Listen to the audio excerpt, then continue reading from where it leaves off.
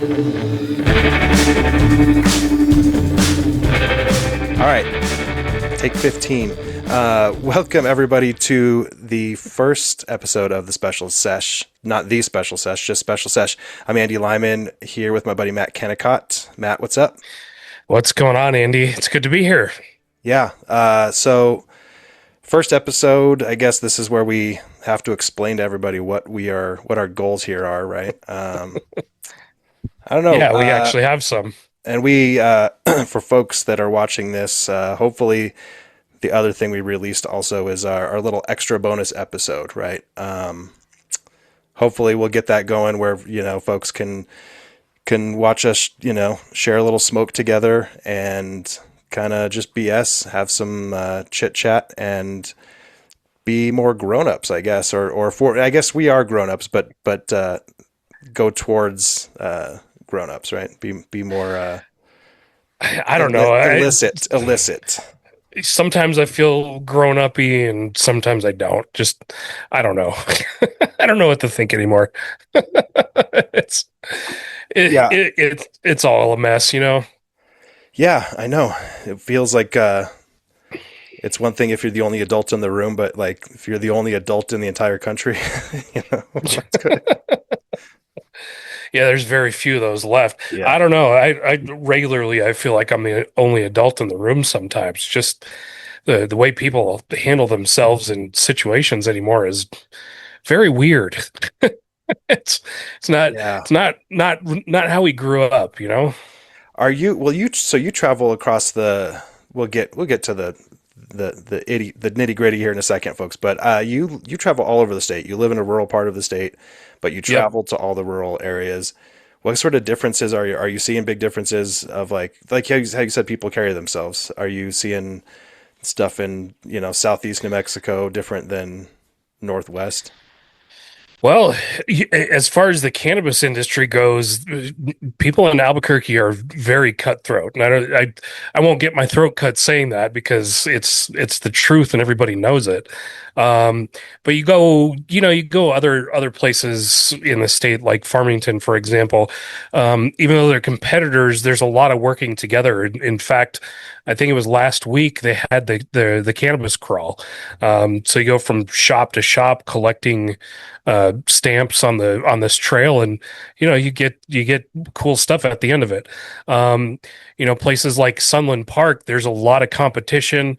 There's a lot of behind the scenes kind of backstabbing going on, but at the end of the day, publicly nobody really messes with anyone. There's just little pockets of different attitudes and ways people operate all over the state. We are all New Mexicans, but we're all very different at the same time, depending on where you live. Like even here in Socorro, life is very different than what it was up in Albuquerque. It's nice and quiet. The pace is a little bit slower. Most of the time, we don't even wear our seatbelts in the truck riding around town. Allegedly. Allegedly, maybe not us, but other people in town. So I've seen it. yeah, exactly. So, we'll go cruise the ditch banks along the river and MRGCD ditches just for fun, and go lay outside and look at the stars at night. It's a very nice way of life. Very different from living in the city. Sure. I do think I do enjoy living in the city. I mean, like there's lots of times I like to romanticize or think like, oh, I could go live in this small little community, but I really do. I'll put up with a lot to be able to like walk to a I happening get part it. of the city. Oh yeah. I was about to out my location. No, I get it. There are definitely advantages to living in the city, but sometimes I want to be even more rural. Like I'd love to go up in the mountains near Magdalena or even Yeah. further out. We a couple of summers ago we went out to the VLA and headed south from there and took a bunch of dirt roads for about 75 miles, and there were ranches kind of spaced out 5, 10, 12 miles apart. Like I could do this. It's a different kind of life, but I like being out in the middle of nowhere. It's It's a different feeling. I definitely enjoy it when I do it. You know, when I'm out on vacation or, you know, at a cabin or something like that, or just, yeah, taking a little trip down south or something. Like, I do enjoy that living for a little bit. But, Oh, for sure.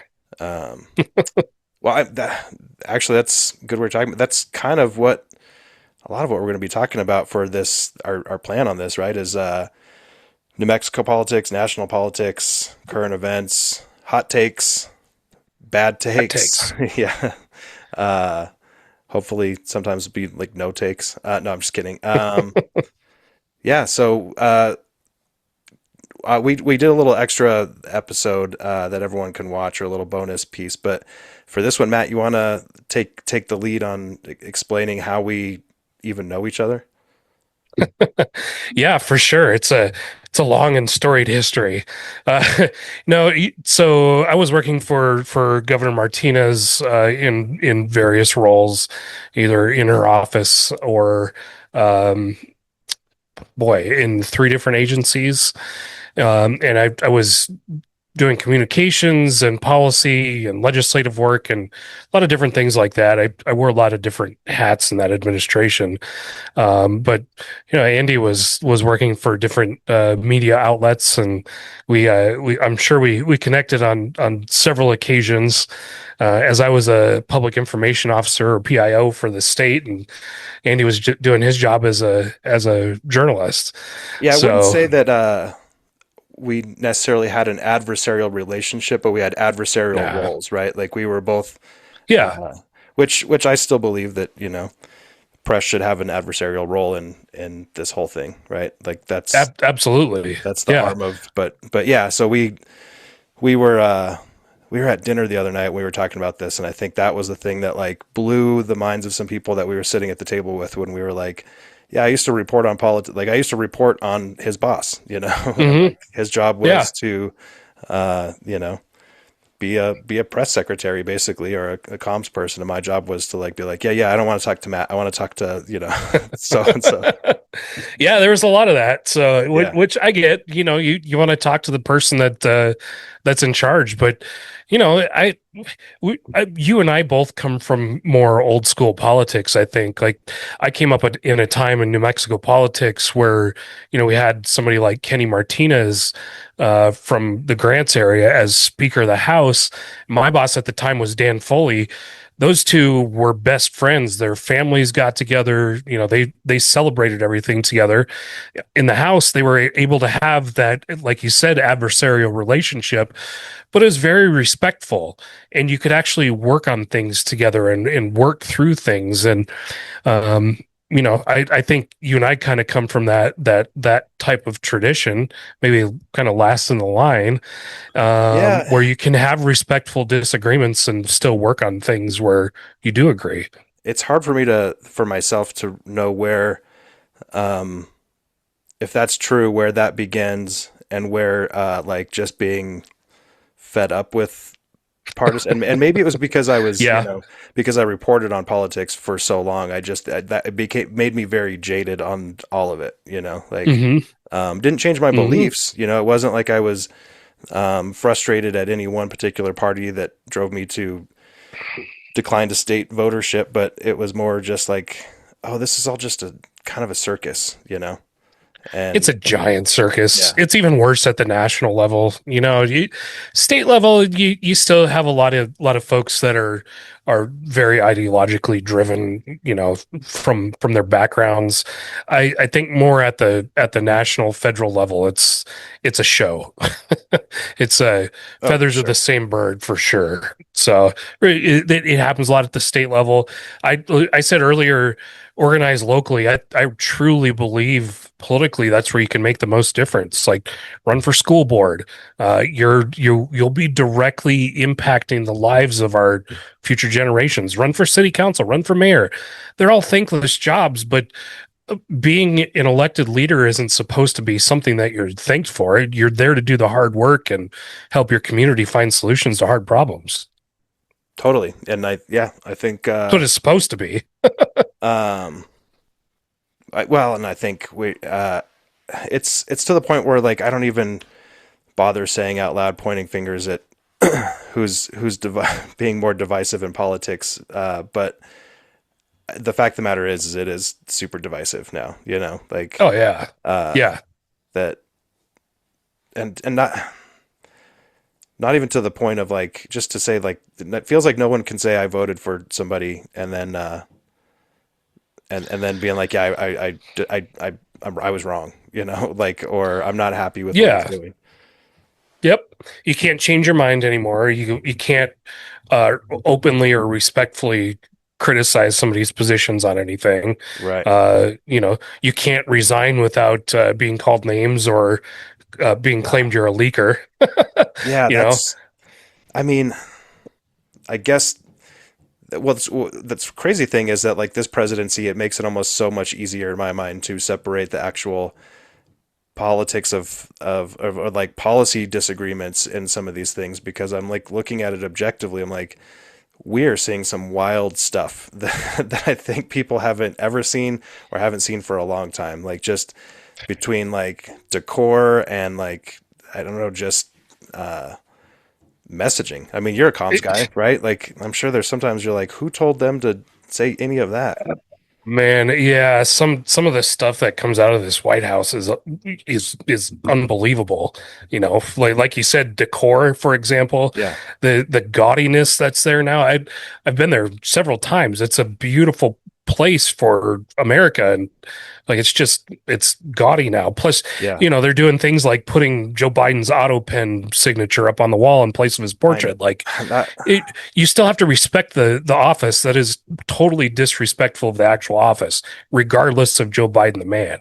I mean, it It's stupid. truly is playing out. Like I know it's almost it's been said too much that this is like idiocracy, but it don't. It's like if just a bunch of frat guys or a bunch of guys that I'm not. That's even demeaning to people in fraternities, But like it's It's funny. just this like crazy not giving a whatever, like that's because it's just nuts to me. Like who would ever like that seems so bold to just put up the auto pen thing and calling him some people called him Sleepy Joe and you're like, no, you called him Sleepy Joe. Like, Yeah, exactly. Well, you respect tradition too. Like they ripped out the Rose Garden of all things in the White House to rip out. Like that's a very historic space. And it was, regardless of what this administration says, it's beautiful, or it was. yeah, Now they're building a giant ballroom there that nobody asked for. Like, we got it. I don't know. The White House is a really cool space and very historic as is. I do not like seeing these changes. It's just a uh, kind of a preview or characterization for the entire rest of the administration and the things they do. Yeah, I think it's just Trump has been too rich for too long. I mean, I think his mind, I don't know where his mind is, but yeah, just I'm like, you think we're gonna have a USC fight out on the lawn and yeah, and have this big gold plated ballroom out of like literally 1988, I love the UFC, but having a fight on the Yeah. South Lawn is so trashy. It's like trailer park behavior. Yeah. No offense to Like trailer parks, but you know, sometimes I I'm trying to move out of neighborhoods that have fights on lawns. yeah, exactly. The South Lawn is a really cool spot. Like, yeah, the visuals might be really, really neat, but on the flip side, I don't know, it feels disrespectful to the institution. And I don't know, maybe they're doing that on purpose. Maybe they're just giving the big old FU to the institution and just another way to do it.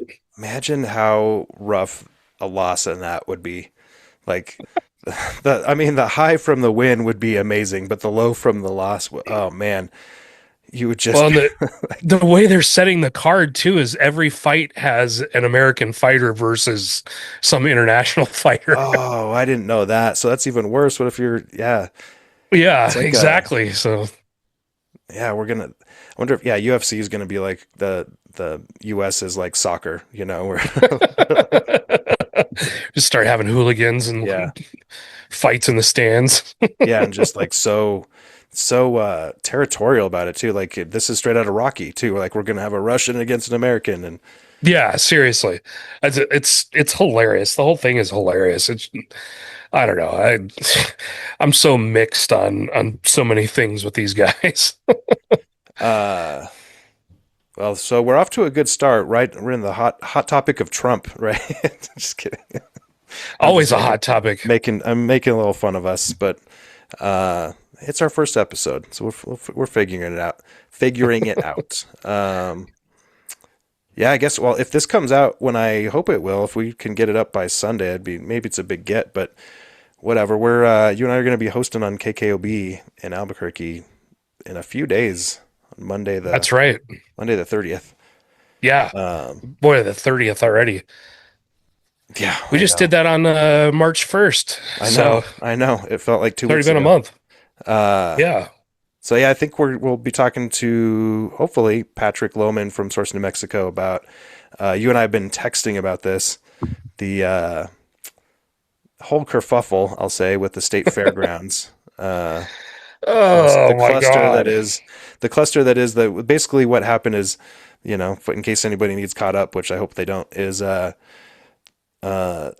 two of the biggest hotbed issues in Albuquerque right now just like got wrapped up into one giant like crazy storm. So yeah, the United Stadium, which has been battling. I mean, the team's been trying to get this stadium built for years now. And then in the past couple of years, there's been a whole debate on what should happen with the state fairgrounds, right? Um, Hmm. and yeah, I think you and I could probably get into all sorts of conversations about what should be on the fair state, like what should be there if they move it. But yeah, I think you had some decent points in the text thread about, you know, I just let's move it, or we can find if we want to move it, but let's have a plan first. I think is what you're saying. Yeah, put a damn plan together. So far, everybody's just talking about picking up the state fair and moving it, which that's fine, whatever. State fairs should probably be in more rural areas, uh, depending on who you ask. Belen or Los Lunas would be a great location for it. That's the start of the heart of the agriculture in New Mexico. All up and down the Rio Grande Valley there. It'd be an awesome place for it. But at the same time, nobody has a real plan for what to do with the expo area yet. And everybody's saying, well, this could be the last year of the state fair and whatever. Like, okay, but what's to come? Low income housing doesn't really cut it, which Albuquerque certainly needs. But at the same time, that doesn't bring redevelopment and money to the area. You need to be able to have the amenities to do that. If the United wanted to put a stadium there, that could be a great place for it. As long as they paid for it with private money, though. You and I have talked about this. I don't think either one of us is for a publicly financed stadium. No, not at They all. don't work. They never return the investment, and the reason it happens is it's a way for the owners to sidestep having to raise the money themselves. So, Yeah, and then you know, the reason it's never that investment's never returned is because they literally never get a cut of any sort of profits. I mean, if they yeah, pay taxes, but but there's no actual ownership of the stadium ever, right? yeah, So exactly. like that's the craziest thing to me is that watching across the country that these cities will pay for a stadium and then some team comes in and best case scenario is that they're really really successful and a huge chunk of your population can't afford to go to the games. Yep, uh, exactly. That's exactly right. Because now you have what's considered like a public stadium or public arena, and the public can't use it. yeah. So a lot like when they shut down our national parks, it's not public land if they're shutting it down. It just Yeah, means it's owned by the government. That's what they yeah. mean by public lands. That's funny. You don't even want uh, to get me started on the BLM, Bureau of so Land Management. That uh, BLM. oh yeah. Sorry, I knew what you meant. I guess we should be clear on that. uh, yeah, I'm gonna come up with a good clever libertarian nickname for you. Build your own roads, Matt, or something. Yeah, exactly. Put your back into it. Yeah. Oh, I don't know. They really need a lot of different mixed use development there in that area. I think, if you've spent any time in Albuquerque, the Louisiana Central intersection especially is terrible. But that whole area just kind of needs a glow up, if you will. I think putting some low income housing there would be great. Let's not do strip malls, but do a little bit of a different shopping experience than maybe what you have at Uptown. It's not quite right for that area. Maybe like another Green Jeans type place. Uh, Yeah, the funny thing this, is this would be the perfect spot for what that developer, this member Santalina, that would, there oh was yeah, the huge flex to yeah. develop out there. Like that's a huge plot of land, and you could just do a huge development that has stores, like everything that's in your hmm neighborhood, a store, Yeah. a gas station, a park, like Yep. uh, Everything. yeah, Literally everything could be right there. yeah, And you can make it kind of a another entertainment hub for yeah, Albuquerque, which would be amazing because the racetrack and the casino aren't going anywhere. So let's yeah, build some stuff to complement it and kind of bring the whole neighborhood up a little bit. yeah. I guess that's the thing is that it's the state fairs, like the state fair and the neighborhood around it are constantly ruining each other. That like the state fair is sort Yeah. of in that like you can't really, there's nothing really around there except for sort of, I don't want to say squalor. That's sort of a, but like there's No, uh I mean it's a lower income yeah, neighborhood. There's businesses there, but a lot of the buildings are not just at the state fair, but kind of in the general neighborhood. A lot of the buildings are vacant and they have been for a long time. Some of them are starting to get run down. which Uh, impacts the state fair and sort of when, because we have to be honest with ourselves too, is that the state fair is for the ag folks more than anything else. Like yeah, we that's what it we started as anyway. yeah, well, I mean, like, well, it means, I guess, just as much, if not the same to them that it does to like the city folks, right? Like, I grew up being like, Yeah. oh, let's go ride the rides, and there's Yeah. some kid my age who's like, I'm gonna go show my horse. hmm Yep, exactly. 4-H, that's where you go to Yeah, show your animals and then you do the barn auction and sell them at the end of the thing. Like it's a whole learning experience in the ag world. yeah. It should be in more of a rural area. I'd even propose bringing it down here to Socorro. We've got awesome rodeo grounds down here. Oh, isn't there? That's a little tongue in cheek reference there, I think, right? Because isn't there a whole bunch of debate over what should happen with that, whether more money should go into it? Yeah, it's one of the mayor's pet projects. He's always looking to put more money in there, and it's a beautiful facility. They do a lot of really cool stuff, but I don't know. We're a town of 8,000 people with infrastructure that needs to be brought up, and tons of vacant buildings, and a lot of other things that should probably be done before we expand the fairgrounds. Right. Yeah. I think I'd read something about that in your local paper down there, or that's what the mayor was asking for from the legislature. Yeah, from in the El Defensor Chieftain, Yep. the Yeah. the longest living weekly newspaper in New Mexico, I think it is. Wow. For now. Yeah. Hopefully. Yeah, Yeah. Uh, yeah. Man, I hope all papers stay open forever. Um, right. what? Oh, we were emailing. What did you say? Oh, we were talking about what to talk about, and you wrote Epstein is still in the news, and I'm like, yeah, he has. I don't know. Like then there's sometimes I just turn that off for some reason. I think my brain, or I have my blinders on. I just, there's so much. It's like a trickle and then fire hose and then trickle fire hose. Yeah, and if you follow anything on X, obviously there's a lot of kooks on there, so you got to filter the Yeah. information. But there's still a lot of people digging into the Epstein files, and they're all finding new stuff almost all the time. So it's still there. It's something that shouldn't go away. There haven't been any damn arrests made lately, which or at all, at least in the United States. I follow a guy on TikTok that he's like the I want to know guy. He starts everything off with I want to know, and he talks about like Tartaria and all kinds of conspiracy theories. And at the end, he's always like, but what I really want to know is who's the first arrest that's going to be made in the Epstein files in the United States. Hmm. I don't know if we're ever going to see arrests here. It's insane. It's absolutely insane. Bill and Hillary testified recently. I watched a bunch of their deposition, and Bill was cracking jokes and smiling like he was going down memory lane the whole time, and Hillary was as combative as ever, and we know they both lied.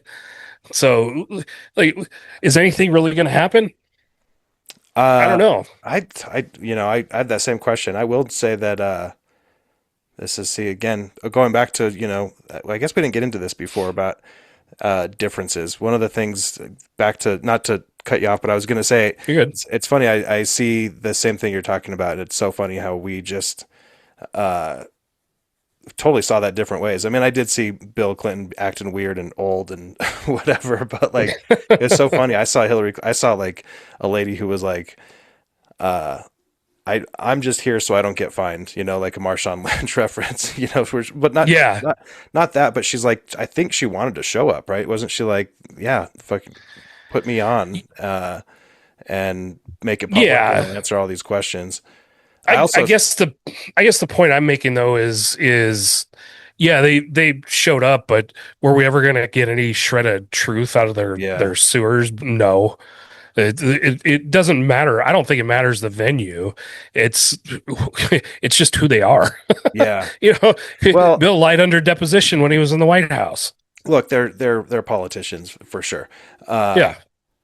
I guess I also like I was almost on her team for once in a very long time, of like because the questions were it was so frustrating to watch the questions that were listen to the questions being asked, right? Because Oh it's yeah. sort of this quasi judicial thing where they do have their attorneys to say, we're not going to answer that or don't answer that, blah blah blah. But to hear some of these like lead ups, it was like everybody knows that blah blah blah, and then go off on this long tirade and then ask a question, and Hillary's like, well, you can't, I'm not going to answer based on that. Or Yeah. uh, when they were asking Bill Clinton, like, why would Jeffrey Epstein have this picture of you? And he's like, I don't know. Like But that's a legit answer. Like, I don't think anybody knows why he has that picture. I mean, I yeah, I think it's a legit answer, but coming out of somebody else's mouth, but not out of his. yeah, I could I see mean, that. That's he's showing up on these flight records 60 some odd times or something like that, that he made visits down to the island. He was with him in a lot of other settings. You can't tell me that he didn't see that when it was hanging up when Epstein was living at his place.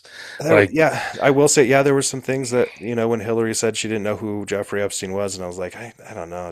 I really find that bullshit. hard to believe that, like, you'd never heard of his name before. He was at their daughter's wedding, for crying out loud. Ghislaine was Yeah. there too. There's photos of it. It's like the evidence is right there. What do they say in 1984? The evidence in front of your eyes is not what you should believe. Something like that. I can't remember the Yeah. exact quote, but yeah, don't believe what's right in front of you. Believe what we tell you instead. Right. Yeah. Well, speaking that, when you said what's right in front of you, I feel like very often there's bad things right in front of people instead of they're going off to they're looking for the crazy stuff. And I'm like, well, there's kind of crazy stuff right in front of you. It's just not as salacious as whatever you're trying, like quit looking at the P tape and like look at his financials, Yeah. Yeah. The P tape. Yeah, exactly. Like dig in. Like yeah. other countries, they're making arrests. We've seen high level resignations of folks at like hedge funds and places like that. So like there are real world consequences happening, but nobody in the United States is being punished for what they've done. Now you've got Anonymous, who, you can argue whether or not they've been legit in the last few years, but they're threatening to release the fully unredacted Epstein files. I've seen some posts out of China saying the Chinese government, is considered doing the same. So feel free. Yeah. Like Yeah. if it's that bad that it brings the system down, then perhaps the system should be brought down. What are we doing here? It's crazy. Um, yeah. Well, and then uh, I don't know if when we reference it, the John Stewart, I think we referenced it in the extra episode, the John Stewart segment that I sent you and Hmm. put you to sleep last night. He was talking about Iran and negotiations and just how it's all over the place. And he also, when I didn't send you, he interviewed a former defense advisor, I think. Something I forget the guy's name. I've been Mhm. bad at that, but anyway, yeah, they were just talking about Iran and sort of the I don't know herky jerky motion that this administration seems to be doing with the back and forth and did they talk, did they not talk, and what was actually on the table, and did we did we give up a good deal? I don't know. I don't know what to believe anymore. Like just in general, it's hard enough to sort out what's real and what's not. But then you have the president saying one thing at 3:30 in the afternoon, like I'm going to bomb the shit out of them still, and everything is going to come down on their heads. And then I mean, this literally happened last Friday. Then at 5 or 5:30 in the afternoon, he comes out and says, "Well, right after the markets close, he says." Oh no, we're in a place where we're going to negotiate and we want to wind the war down. Those are two very mixed signals. And then the next day, you see that there's more bombings happening and more action happening. And then we hear news of, Marines getting ready to deploy. And the latest is potentially, what did I see? 3,000 troops from the 82nd Airborne that have been put on alert status. There's a lot That's of crazy. it's crazy. And and then this morning I wake up and see that they want to negotiate again. Trump says, "Oh, we had good conversations. They gave us a big gift. I'm not going to tell you what it was. We're talking to the right people now." That was And the then weirdest thing that I've ever uh, heard. Like it what are was you weird. talking about? A gift? Yeah, gift of what? Yeah. What are you talking about? If you're not going to tell actual news, then just say we had good conversations. We're talking to the right people, you know. But at the same time, not the same time. A couple of hours later, I read very accurate from what I've found news. I think it's called the Kobalesi report or something along those lines, saying that Iran is shutting down the Straits of Hormuz and that they're charging everyone $2 million basically tariffs to transit the straits now, which is completely contrary to what the president was talking about. So there's some weird shit going on behind the scenes, I think, for Yeah. starters, but they don't have any kind of messaging down on this thing at all. It's just stupid. Well, and like I'm still baffled that this guy I saw on that Jon Stewart interviewed. He kind of confirmed that yeah, there is multiple checks and I guess redundancies in these sort of like plans of the what ifs, right? They have a book of Mm-hmm. or like reports of like, you know, to say this will happen, this will happen, this will happen, this will happen, and like seems like he just didn't let the president just didn't listen to some. I guarantee you somebody told him this is a bad idea. Somebody had to have like I don't know if you've seen any of the Joe Kent interviews, but the way he talks about it, he was shut out, which it seems odd because the National Counterterrorism Center director you'd think would understand some of the implications of bombing Iran like we have been, especially considering there might be operatives here in the United States that could hit us. Uh, Plus everything else, he was shut out. What a lot of folks are saying is that somehow the Israelis had a very strong upper hand in this, and they were the ones that basically made the decision for us to do this. Marco Rubio said as much in one of his, I think it was actually his first press conference. Then he tried to walk it back the next day. He asked the reporter, uh, basically, well, the reporter said, "Well, do you still stand by your something like? Do you still stand by your statement from yesterday, where the Israelis forced us into this decision?" And he flat out says, "No, I didn't. Were you at the press conference?" And the reporter says, "Yeah, I'm the one that asked you that question yesterday." Yeah. you know, just shows how off kilter they are with everything. There was like I heard maybe a handful of reasons for why we're doing this. Iran attacked us 30 Right. years ago or 40 years ago or whatever. Okay, that's dumb. Iran is 2 weeks away from having a nuclear weapon. You know what? Benjamin Netanyahu's been saying that for 30 Yeah, years. gonna There's a say whole series of clips showing him doing the yeah. same thing. It's gonna say they've been Well, 2 weeks away for as long as I've been alive, probably. yeah, the operation, whatever the last operation was, 12-day war, I think is what they ended up calling it. Trump came out and said we obliterated their Yeah, nuclear program. yeah. Okay. And then his answer to that was, well, but they can still mine, mines. Basically saying like they can still mine uranium. Yeah, And exactly. what I've been reading, and I just sort of trust the sources that I've listened to and read that, yeah, it's essentially that of course we didn't obliterate them because they have hidden places around the country, and so it's not like we don't know exactly where all these different essentially pieces Right. that go together like a big puzzle, and then you call in a scientist to assemble it and like create. So that's Yep. that's what that's what their ability to, and they've always had that ability, right? That was why I think Yeah. the past two administrations, I mean, other than Trump, the Biden and Obama administration were, I think, actively trying to, you know, quell the the Iranian like missile crisis. I didn't like how Obama was sending them pellets of cash, but there were some other positive things. They actually had IAEA investigators and inspectors going in looking at their nuclear program. Trump pulled us out of that deal. The inspectors no longer were going in. Yeah, So there's an issue with that.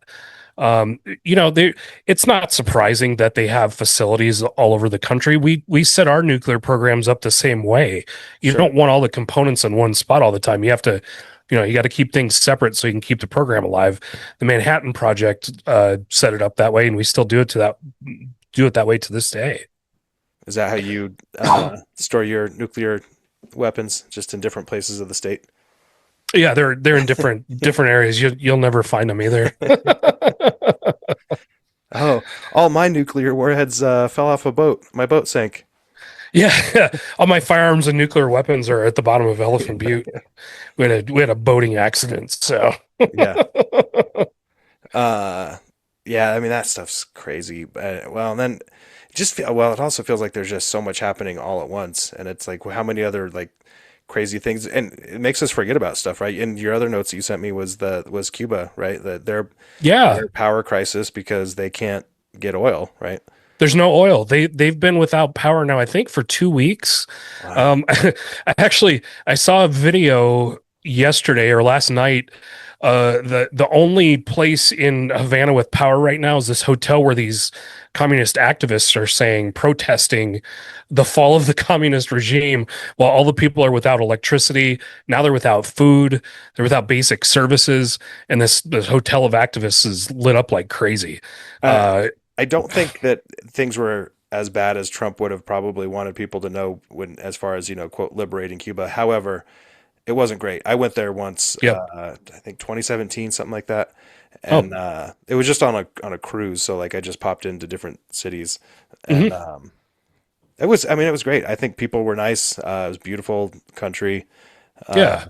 and I don't know that I saw like really, really. Yeah, I guess poverty is all sort of relative, but like abject poverty, I didn't see as much as maybe you'd think you would. But um, Yeah. I mean, just over to us, it looks like poverty is sort of like that's the average. People literally in line for to use internet and stuff like that. Yeah. Yeah, I mean, Cuba comparatively, I think, is probably still relatively developed. I haven't been there. I want to go.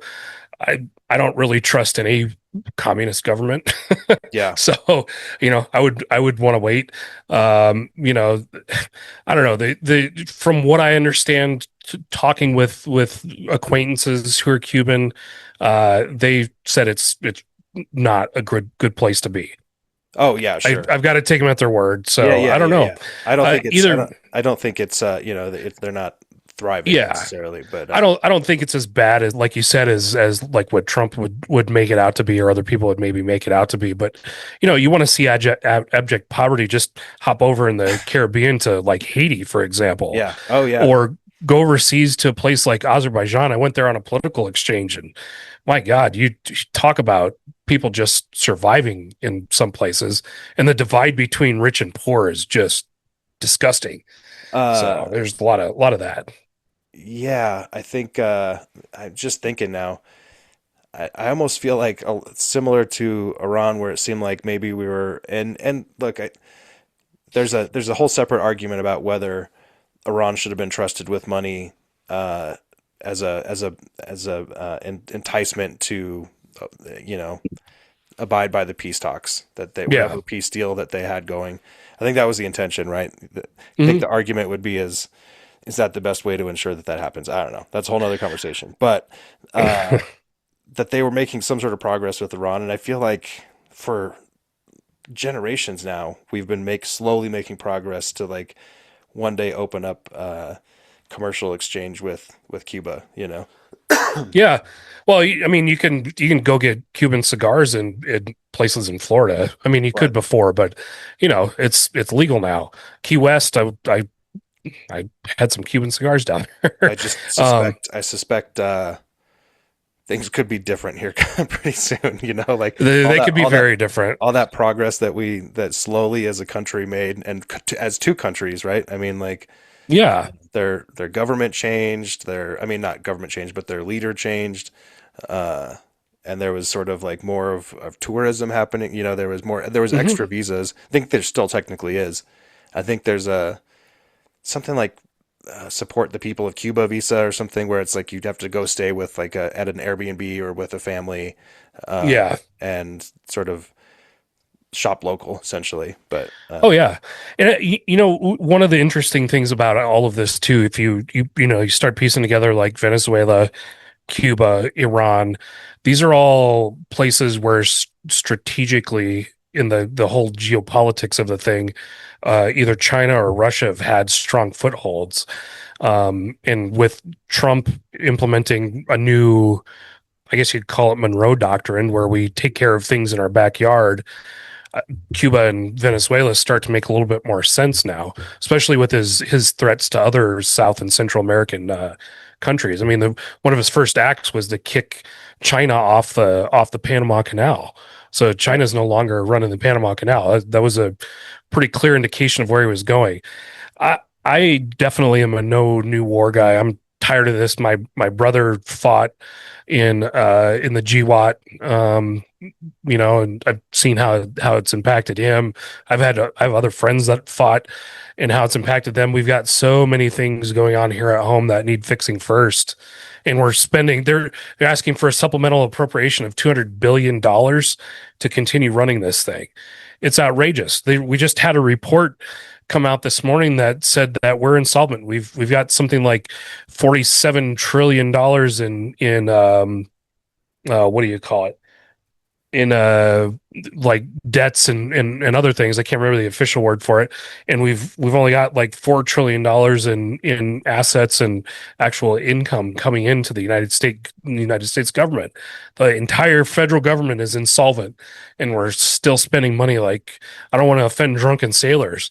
We're spending money worse than drunken sailors.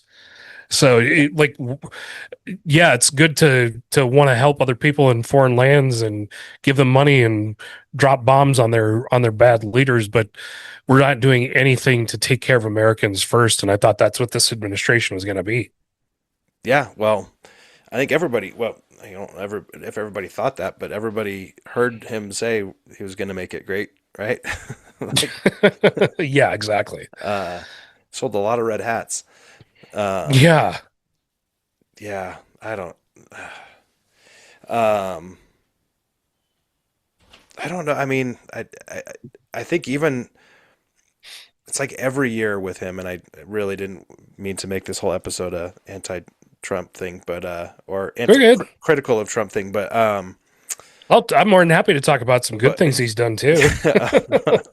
well, slow down there. No, I'm just kidding. But the there it's like every year, even in his first administration or first, yeah, I'm like or first term, I mean, um, every year I'm like, like when he first got elected, I'm like, well, we can all make it 4 years, right? This is crazy, but we'll make it 4 years. And then after year one, I'm like, oh my god, this is crazy. And then, but it feels to like do it exponentially with this year. Like we literally made it through the first year, and I was like, all right, 3 more years, and then January rolls around, and it becomes the year of ice. Yeah. Um, Well, it started as a year of ice and then moved to the year of capturing world leaders or kidnapping yeah, world leaders. And now we're on Iran. Who knows yeah, what's next? yeah, and It feels like everything exponentially just ramps up more and more until the and next pissing off crazy, Cuba unbelievable thing because we're happens. we're not giving them any of the oil that they were reliant on before, right? Yeah, exactly. It's crazy. I'm ready for everything to stop feeling like a psyop and being real life again. It's just Yeah, it feels like we're living in one big TikTok scroll. yeah. It's crazy. That's true. It really does. Have you seen have you seen the footage of the airport lines? Oh yeah, but That's then crazy. Trump put the ICE agents in there, and the lines got cleared up pretty fast. So Did I they? don't know. I saw. From what I've seen, Okay. Well, I was saying that they didn't. Like, I think the first day or two, like, there was a bunch of reports that they weren't doing anything. The lines were still super long, and maybe they did clear up. I don't know. who Uh, knows what propaganda I'm getting? I mean, yeah, we're I don't know, man. I yeah. I honestly haven't looked at it today either, so I have I no haven't idea. But either. uh, I've my worries are so far from long airport lines. I'm yeah, sorry, people, you're waiting in lines to fly somewhere, but that literally was whatever. my thought last night was like, ah, man, I don't have a flight booked until June. You know? Man, I'm so busy. I'm not going anywhere anytime Yeah, soon. Neither one of us are. So, just, plus, I'm not sure I really feel all that safe and secure flying right now either. Just with everything going on in the world, and you see videos of people constantly starting flights and fights on flights and yeah, acting a fool. It's just I don't know. I like being at the farm and yeah, yeah. tending to the farm. So. You're like, your big city ways don't. I don't understand your big city ways. I love to travel. I love getting out and experiencing new cultures and seeing things. I've traveled all over the place, but I don't know. I want things to calm down a little bit first. I hope it That's true. happens. Well, we do have, our trip coming up, our family trip is to go see a relative who just got married, but Nice. that's my stage in life for the probably at least the past 15 years is that like our family vacations are all surrounding like marriages or Hmm. weddings and funerals or Yep. graduations uh or well, there's been a few, or just to like visit a relative, like I've got Yeah. relatives all over the place. So Yeah. It makes it fun though. You see yeah. different new places sometimes. The last trip we went on was to Florida when my parents were still living in Fort Lauderdale.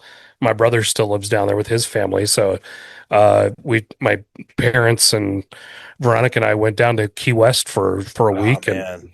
it was a blast. So we like to do family vacations where we mix it up a little bit. It's nice. I really want to get back to the Bahamas though. I miss it down there. Never been to Bahamas. The only time I went to Key West was on that same cruise trip, and Oh, nice. surprised to meet a conservative at one of the bars. We had walked around the day and like did some touristy stuff, and then before we had, I Hmm. don't know, just enough time for a drink before we had to get back on the ship. So we went to this little bar and started talking to this guy, and he looked like a regular Jimmy Buffett fan, super tan, leathery skin, Oh yeah. with a lady on his side. I started talking to him, and they were like, no, they were super Trumpers. Wow. Yeah, I mean, there's all kinds of yeah. interesting people in the Keys. It's awesome. It's just a really cool little stretch of Florida to hang out in. I think it's where We people had a go to blast down like there. kind of. I mean, you go to like Slab City to disappear, right? But you can go to Key West to be forgotten, so to speak, Exactly. or not Yep. bothered. Not bothered is definitely it. Yeah, Matched me very well. That's part of the reason I like the Bahamas so much. I had a client in the Abacos, the northern islands, and you think places in New Mexico are rural and isolated. There's some spots there you can only get to by boat, and they're long boat rides too, yeah, right out in the middle of the Atlantic Ocean. I loved it though because it was just It's very much the way that I feel like we should all be living, which was just do your thing and don't bother anybody else. It was funny because we pull up to another island on my first trip there, and there's there's a cop car sitting right up on the right up where the boats pull up on the pier, and we walk down to the bar. We have a couple of drinks, and we're walking back, and the boat captain's saying hi to people, and there's this dude sitting in like a white t-shirt. Walked by the cop car again, and he said, "Hey, look in the back seat." I was like, "Holy shit!" The dude's gun belt with his gun and radio and everything was sitting in the back seat with his uniform shirt, and he goes, "The guy in the white t-shirt over there, he's the cop. This is his car." Dude was sitting there just drinking Kalik, the national beer of the Bahamas. It was like, Oh my I'm gosh. home, baby. This is my kind of place. So I love it there. It's beautiful, and you're left alone for the most part. I think there's a guy on some social media platform I don't officially follow, but he shows up in my algorithm where yeah, just sort of lives.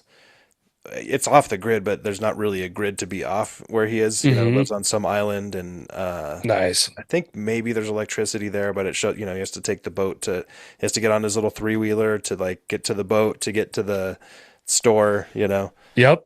Yep. I follow a couple of accounts like that. A lot of times I envy that lifestyle. It'd be hard, but I follow Yeah. this guy in Alaska on TikTok called In the Trough, and he's building really solo a log home out there.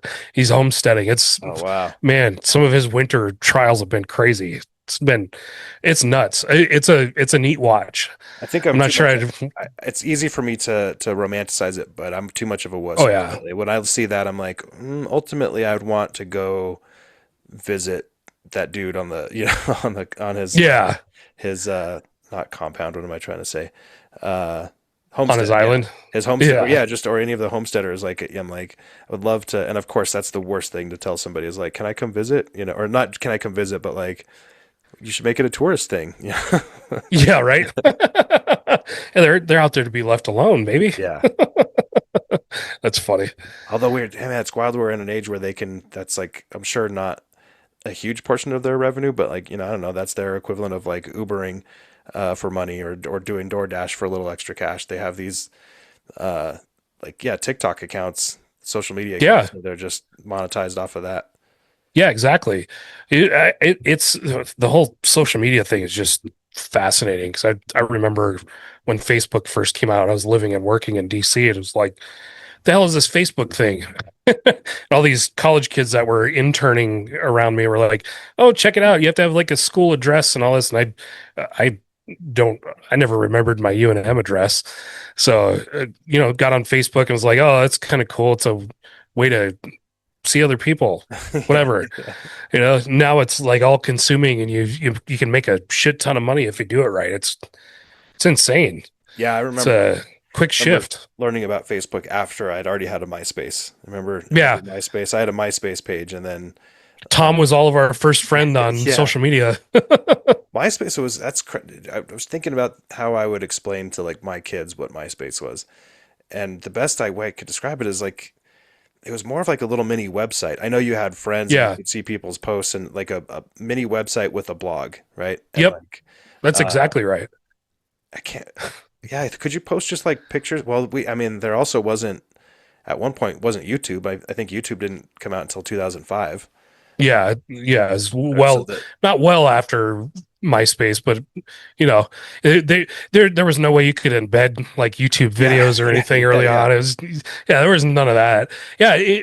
I think MySpace was more like, yeah, you're right. It's like a mini personal website because Right. there's still a lot of coding and other But you stuff could that like you get a had to little do. music player that turns Yeah. on when they visit your page and like here's Yep. the friends I want to display and here's Yeah, the exactly. all the other stuff. Then it kind of turned into it was kind of one of the turned into kind of one of the first niche industry platforms too, because you eventually, if you were a band or a DJ or somebody like that and you didn't have a MySpace page Yeah. playing your music and with all your gigs coming up, you weren't anybody. They were like Right. bands were directing people to their MySpace pages. So it's kind of the first real social media advertising Yeah, platform. it's like a precursor to like garage not no, I'm sorry, SoundCloud, um, Yeah.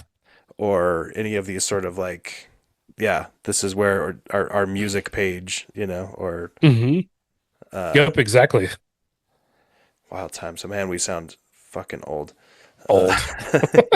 I remember when, but I do Ugh. remember when YouTube first came out. That's crazy thing. Like, and not only do I remember it, I was like a grown up adult with a job that I had to wear a tie to and like watch the news while I got ready in the morning, kind of thing. Like, I think I remember learning about YouTube from like the Today Show while I'm like drinking my morning coffee. Right? Like Yeah, that was what, 2005, 2006, something like somewhere that. around Yeah, there. yeah. Yeah, yeah. To that, I was either still living in DC or just got back because we I moved back here at the end of 2006.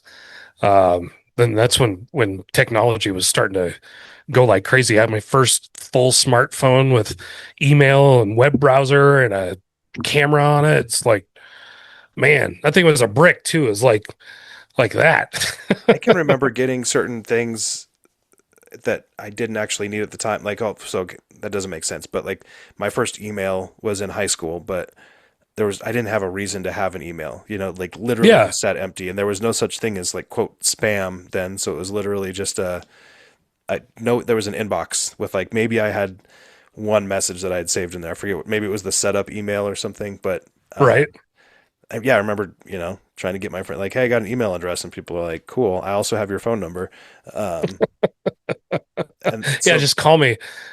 I mean, because it was like a Hotmail account forever. Uh, and I just never used it. I don't even, and, of course then moved up to, all the, essentially what I landed on was Gmail, of course, but, Oh yeah. the other one was the smartphone too, where, Hmm. uh, I think I got a BlackBerry. Oh man, must have been 2009, maybe 2008, 2009, something like that. But like again, I didn't work for a place that I wasn't connected like I am now, right? Like I didn't have all the so I could connect my email. I think I was going to UNM, like going back to school, and had like maybe some part time job or something. But Hmm. uh, yeah, I had no reason to be like on my phone all the time. And now I'm like, I wish that I would have never gotten that because I'm like, I'm so Oh jealous. man, I think the same thing. I got my first BlackBerry in 2004 when I was working the ground operation during the second Bush campaign. And that thing, I think I started regretting it when I was starting to get emails at like 2:30 or 3 o'clock in the morning when I was just a pitiful lowly staffer that actually had to answer emails at 2:30 or 3 o'clock in the Yeah. morning. So yeah, but it was that the first one with the wheel on the Yeah. Yeah. side and Yeah. it had the full keyboard and it was black and white and Did you have a like, holster for it? oh, I had a holster. I had one for my campaign issued cell phone and my personal cell phone too. So I was all strapped up like a Yeah. giant nerd. It was Like dumb. Paul Blart. Yeah, pretty much. And now I'm like, I got an iPhone and all the other gadgets and shit. And I'm like, what can I do to get back to a flip phone that I can just easily text on? I don't Yeah. want apps or anything like that on my phones anymore. I just want to text and call. I feel like I've gotten the past year or so gotten a lot better about putting my own boundaries out about when I will answer things. I also used to be really bad about texting people and like acknowledging like this is a bad time, but like please don't respond. Like this is just because I'm thinking about this right now. Like Yeah, this can be a tomorrow thing if you want, but I'm like that's kind of shitty too. that doesn't Like work. yeah, Yeah. yeah. I mean I can't like especially if I'm like when I was an editor, I'm like I can't expect that those subordinates are going to be like, oh okay, yeah, like of course they're going to be like Yeah, I mean it's like anything else in your career, right? You start to develop boundaries the more you learn yeah, and experience. So I felt when I was that young and just like I had my first jobs and everything, I felt like I had to be Johnny on the spot with everything. It didn't matter if it was 4 a.m. or 4 p.m. right. I had to do it. So I don't know. Scheduling emails and texts now is a thing. So I much prefer that. For sure, for sure. Um, well, I mean, I think that probably about does it, right? I don't know how else to end it except for abruptly, but I think just like I, as smooth as a train wreck. Just pull the brakes. it's all good. Yeah, I don't know. I think we're gonna have a lot of fun doing this. We've talked a lot about it and having friends and yeah, politicos and politicians and a lot of other people from a broad array of New Mexico life on. I think it'll be fun, yeah. I think, and one thing kind of exciting. I think we have explicitly talked about it to one another, and maybe not this, but uh, well, this is a good sort of anecdote to. I was talking to somebody from my other job, and I was like, oh yeah, Matt Kennicott, and they're sort of journalism adjacent also, and so I'm like, Hmm. so they knew you from, but then they were like, oh, isn't he also in Weed now? And I'm like, yeah, and they said, Weed's the great uniter or something like that, and I was like, kind of No is doubt. because as a consumer or anything like that, you do have to either like just shrug off any sort of stigma or sort of work to break it down. One person I would love to have on someday is Carrie Hamblin, because I interviewed her for Oh another yeah. podcast and asked her about how do we break down stigma over this stuff, and she's like, we need to do more of this. We need to have more public officials come out and say, or just people of note, coming out Oh, and for say, sure. Yeah. yeah, I'm also a productive member of society. I have some interesting things to say, and I like to get high. Well, for the association, I'm hosting a town hall in Chaparral on April 9th with Representative Sarah Silva. I saw Where that. it's an industry only town hall, and she wants to hear their concerns. We're not just going to talk at everybody. We want to have a conversation with the industry. There'll be other elected officials, hopefully there too, including like county commissioners, just to listen to what the industry has to say. So I'm gonna do these all over the state this year, and um, I think we could tie some of that into this Yeah. podcast too. There's going to be a lot of stuff going on, not just with weed in New Mexico, not just cannabis, but God, there's so much happening. So Well, I think we it's an can have a lot of election fun year. tying it all together. It's election Oh year too. yeah, yep, it Oh, and definitely we is. get to vote. Matt and I get to Yeah, vote in the primary. Uh, semi-open primary. It's going to be yeah, a blast. yeah, yeah. No, I agree, and I think that's an area. Chaparral is a good area to do that. You've got Anthony, Texas, and of course, folks probably have read. There's the whole, whether maybe you can catch people up, but like there's a question of, should a dispensary be where it is in Sunland Park, right? Because it's set up where people have to travel through Texas to get to it or something like that. Yeah, there's some of that. There's a dispensary where like if you take a right out of their exit, you're in Texas. Chaparral, same thing. Like there's a road that's called State Line Road. On the north side, you're in New Mexico. On the south side, you're in Texas. And the dispensaries sit right there on the New Mexico side. But it's a legal business in the state, and if people want to go to Texas with it, that's a risk that they take. Yeah. They just need to know the consequences. Yeah, there's So that. Yeah, the one in Anthony. I can't think of what it's called, but it's literally like on a strip of stuff where two businesses share a wall, but they are in opposite in different yep. states. I Like know I know the one well. There's uh, a barbecue spot in Anthony, Texas that's amazing. yeah. Well, shout out to, I don't know if they're still around, but shout out to the other dispensary I know of in Anthony, Texas, the top of the eighth dudes over there. They seem to Those guys are awesome. give back to the community and actually, care about local Yep. business.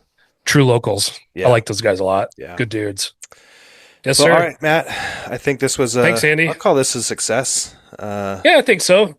It's Maybe the next one we have a guest on and we do something in person or something like that, but Yeah, we'll work it yeah. We'll out. see. I think we have one more online, and then we'll see how it goes. Cool. All right, Sounds good to everyone. me. Thanks I for like it. listening, watching, Yes, whatever. thank you. Subscribe, hang out. All right. See you, Matt. See you soon.